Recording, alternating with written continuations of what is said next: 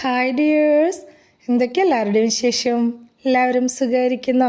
അപ്പോൾ മുത്തുമണികളെ, ഞാനിന്ന് ഷെയർ ചെയ്യുന്നത് ഒരു അടിപൊളി വെണ്ടക്കക്കറിയുടെ റെസിപ്പിയാണ് കേട്ടോ. ചോറിൻ്റെ കൂടെ, ചപ്പാത്തിയുടെ കൂടെ, അപ്പത്തിൻ്റെ കൂടെ ഒക്കെ കഴിക്കാൻ പറ്റിയിട്ടുള്ള നല്ലൊരു വെണ്ടയ്ക്ക പാൽക്കറിയുടെ റെസിപ്പിയാണ് ഷെയർ ചെയ്യുന്നത്.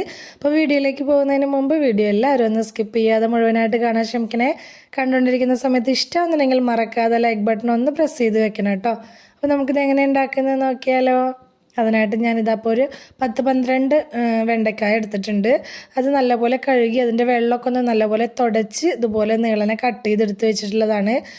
ഒരുപാട് മൂത്ത് പോവാത്ത വെണ്ടയ്ക്ക നോക്കി എടുക്കണം കേട്ടോ. ഇളയ വെണ്ടയ്ക്ക നോക്കിയിട്ട് എടുക്കാനായിട്ട് ശ്രദ്ധിക്കുക. വെള്ളത്തിൻ്റെ അംശമൊന്നും ഇല്ലാത്ത രീതിയിൽ നന്നായിട്ട് തന്നെ ഒന്ന് തുടച്ച് വൃത്തിയാക്കിയിട്ട് വേണം കട്ട് ചെയ്ത് വെക്കാനായിട്ട്. ഇനി ഒരു കടായി അടുപ്പിലേക്ക് വെച്ച് കൊടുത്തിട്ടുണ്ട്. അതിലേക്ക് ഞാൻ 2 ടേബിൾ സ്പൂൺ വെളിച്ചെണ്ണയാണ് ഒഴിച്ചു കൊടുത്തിട്ടുള്ളത്. നാടൻ കറികളൊക്കെ വെളിച്ചെണ്ണയിൽ ചെയ്യുമ്പോൾ തന്നെയാണ് കൂടുതൽ ടേസ്റ്റ് ഉണ്ടാവുക. പിന്നെ നിങ്ങളുടെ ഒരു താല്പര്യത്തിനനുസരിച്ച് ചെയ്യുക കേട്ടോ. കട്ട് ചെയ്ത് വെച്ചിട്ടുള്ള വെണ്ടക്കായ ഈ എണ്ണയിലേക്ക് ഇട്ട് കൊടുത്തിട്ട് നമുക്കിതൊരു 2 മിനിറ്റ് നേരം ഒന്നങ്ങ് വഴറ്റിയെടുക്കണം. ആ വെണ്ടക്കായുടെ ആ ഒരു വഴുവഴുപ്പുണ്ടല്ലോ, അത് പോയി കിട്ടാനും വേണ്ടിയിട്ടാണ്. ജസ്റ്റ് അതിൻ്റെ കളറൊന്നും ചേഞ്ചായി പോകരുത് കേട്ടോ. ആ രീതിയിൽ വേണം ഒന്നങ്ങ് വഴറ്റിയെടുക്കാനായിട്ട്. അപ്പോൾ ആ വഴുവഴുപ്പൊക്കെ ഒന്ന് പോയി വന്ന ശേഷം ഇതിലേക്ക് ഒരു ചെറിയ സവാള നീളനെ കട്ട് ചെയ്തിട്ട് അത് ചേർത്ത് കൊടുക്കുന്നുണ്ട്.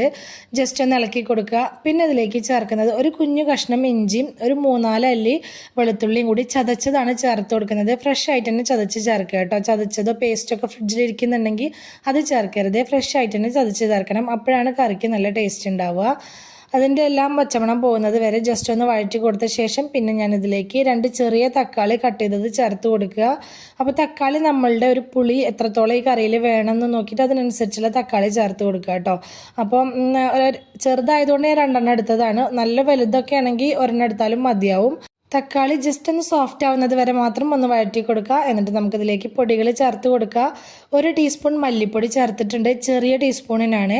അതുപോലെ തന്നെ 1 ടീസ്പൂൺ മുളക് പൊടി, ഞാൻ സാധാ മുളക് പൊടിയാണ് ചേർത്തിട്ടുള്ളത്. നിങ്ങൾക്ക് അത് നിങ്ങളുടെ എരിവിനനുസരിച്ച് ചേർത്ത് കൊടുക്കുക കേട്ടോ മുളക് പൊടി. അതുപോലെ തന്നെ 1/4 ടീസ്പൂൺ മഞ്ഞൾപ്പൊടി ചേർക്കുന്നുണ്ട്, 1/4 ടീസ്പൂൺ പെരിഞ്ജീരകപ്പൊടി, 1/4 ടീസ്പൂൺ ഗരം മസാലപ്പൊടി. പെരിഞ്ജീരകപ്പൊടിയുടെയും ഗരം മസാലപ്പൊടിയുടെയും ഒന്നും അളവ് കൂടി പോകണ്ട, അത്ര തന്നെ മതിയാവും കേട്ടോ. അതും കൂടി ചേർത്ത് കൊടുത്തിട്ട് ആ പൊടികളുടെയൊക്കെ പച്ചമണം പോകുന്നത് വരെ 1 മിനിറ്റ് നേരം നല്ലപോലെ ഒന്ന് അങ്ങ് വഴറ്റി കൊടുക്കുക. വഴറ്റി കൊടുത്ത ശേഷം ഇനി നമ്മളിതിലേക്ക് വെള്ളമല്ല ഒഴിച്ചു കൊടുക്കുന്നത്, തേങ്ങയുടെ 2-ാം പാലാണ് ഇതിലേക്ക് ഒഴിച്ചു കൊടുക്കുന്നത്. അപ്പം നമ്മുടെ കറി എത്രത്തോളം തിക്കായിട്ട് ലൂസായിട്ടും വേണം നോക്കിയിട്ട് അതിനനുസരിച്ചുള്ള പാലാണ് നമ്മളിതിലേക്ക് ഒഴിച്ചു കൊടുക്കേണ്ടത്. ഞാനിപ്പോൾ തേങ്ങാപ്പാൽ 2-ാം പാൽ ഒഴിച്ചു കൊടുത്തിട്ടുണ്ട്. എന്നിട്ട് നന്നായിട്ടൊന്ന് മിക്സാക്കി ഇളക്കി കൊടുക്കുന്നുണ്ട്. ഇനി ഇതിലേക്ക് ആവശ്യമായിട്ടുള്ള ഉപ്പ് ചേർത്ത് കൊടുക്കുന്നുണ്ട്. പിന്നെ പച്ചമുളക്, ഇത്രയും നേരമായിട്ട് നമ്മൾ പച്ചമുളക് ചേർത്തിട്ടില്ല, ഈ സമയത്താണ് ഈ പച്ചമുളക് ചേർക്കുന്നത്. അതുപോലെ തന്നെ കുറച്ച് കറിവേപ്പില, ഇത്രയും കൂടി ചേർത്ത് കൊടുത്ത ശേഷം നന്നായിട്ടൊന്ന് മിക്സാക്കി കൊടുക്കുക. ശേഷം നമുക്കിതൊന്ന് മൂടി വെച്ചിട്ട് ഒരു 2 മിനിറ്റ് മീഡിയം ഫ്ലെയിമിലിട്ടൊന്ന് വേവിച്ചെടുക്കുക. ഇതപ്പോൾ മൂടി തുറന്ന് നോക്കുന്ന സമയത്ത് ഇതുപോലെ തേങ്ങാപ്പാൽ കുറച്ചൊക്കെ ഒന്ന് വറ്റി സെറ്റായി വന്നിട്ടുണ്ട്, വെണ്ടക്കായൊക്കെ വെന്ത് വന്നിട്ടുണ്ട്. ഈ സമയത്ത് നമുക്ക് നന്നായിട്ട് ഒന്നും കൂടി മിക്സാക്കി കൊടുത്ത ശേഷം ഫ്ലെയിം നല്ലപോലെ കുറച്ച് വെക്കുക. എന്നിട്ട് തേങ്ങയുടെ 1-ാം പാൽ ചേർത്ത് കൊടുക്കുക. അത്യാവശ്യം കട്ടിയുള്ള 1-ാം പാൽ തന്നെയാണ് ഞാൻ ചേർത്ത് കൊടുത്തിട്ടുള്ളത്. ഞാൻ പറഞ്ഞല്ലോ, തേങ്ങാപ്പാലിൻ്റെ അളവ് എന്ന് പറയുന്നത് നമ്മളുടെ ഈ കറി എത്രത്തോളം തിക്കായിട്ട് ലൂസായിട്ടും വേണം നോക്കിയിട്ട് അതിനനുസരിച്ച് എടുക്കുക. ഒരുപാട് അങ്ങ് ലൂസായിട്ടുള്ള കറിയാക്കി എടുക്കാതിരിക്കുക കേട്ടോ. അതാവും കൂടുതൽ ടേസ്റ്റ് ഉണ്ടാവുക. കുറച്ച് തിക്കായിട്ടുള്ള കറിയായിരിക്കും കൂടുതൽ ടേസ്റ്റ് ഉണ്ടാവുക.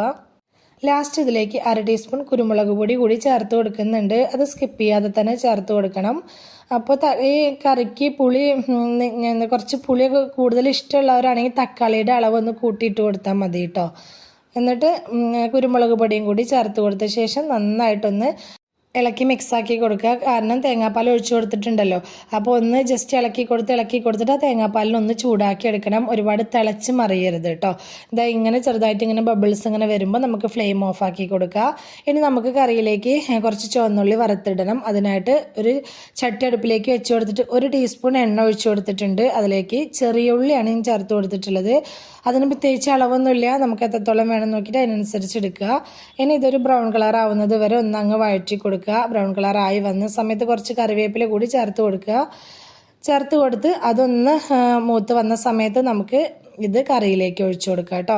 അപ്പോൾ ഒരുപാട് എണ്ണ ഒഴിക്കേണ്ട ആവശ്യമില്ല, കാരണം നമ്മൾ വെണ്ടക്ക വഴറ്റിയെടുക്കുന്ന സമയത്തൊക്കെ എണ്ണ ചേർത്തിട്ടുണ്ട്. അതുകൊണ്ട് തന്നെ ഇതിലേക്ക് ഉള്ളി മുപ്പിച്ചെടുക്കുന്ന സമയത്ത് ഒരുപാട് എണ്ണ ഒഴിക്കേണ്ട ആവശ്യമില്ല കേട്ടോ.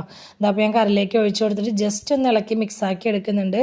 ഇതപ്പോൾ നമ്മുടെ സൂപ്പർ ടേസ്റ്റി ആയിട്ടുള്ള വെണ്ടയ്ക്ക തേങ്ങാപ്പാൽ കറി ഇവിടെ റെഡി ആയിട്ടുണ്ട്.